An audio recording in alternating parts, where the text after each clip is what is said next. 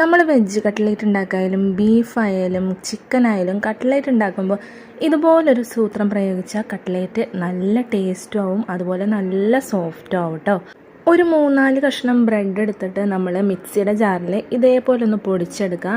എന്നിട്ട് നമ്മുടെ ബീഫൊക്കെ നല്ലതുപോലെ മൊരിഞ്ഞ് വരുന്ന സമയത്ത് ഈ ഒരു ബ്രെഡും കൂടി, ആ പൊടിച്ച ബ്രെഡ് ഉണ്ടല്ലോ അതും കൂടി ഇട്ടിട്ട് നല്ലതുപോലെ മിക്സ് ചെയ്ത് നമുക്ക് വീണ്ടും നന്നായിട്ട് മൊരിയിച്ചെടുക്കാം.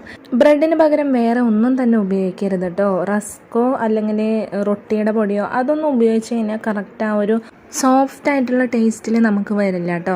കൂടുതലും ബീഫിലും ചിക്കൻ കട്ട്ലേറ്റ് ഉണ്ടാക്കുമ്പോൾ ഇങ്ങനെ ചെയ്യുകയാണെങ്കിൽ അടിപൊളി ടേസ്റ്റാണ് കേട്ടോ. അതുപോലെ തന്നെ നമ്മൾ ഉരുളക്കിഴങ്ങൊക്കെ പുഴുങ്ങിയെടുക്കുകയാണെങ്കിൽ കുറച്ചധികം എടുക്കുകയാണെങ്കിൽ ഈ ബീഫായാലും ചിക്കനായാലും കട്ട്ലേറ്റ് നല്ല സോഫ്റ്റായിട്ട് തന്നെ കിട്ടും കേട്ടോ. പിന്നെ നമുക്ക് ഉരുട്ടിയെടുക്കാനും വലിയ ബുദ്ധിമുട്ടുണ്ടാവില്ല. കട്ട്ലേറ്റ് തീരെ ഉണ്ടാക്കാത്തവർ ഇതുപോലെയൊക്കെ ഒന്ന് ചെയ്ത് നോക്കാം കേട്ടോ.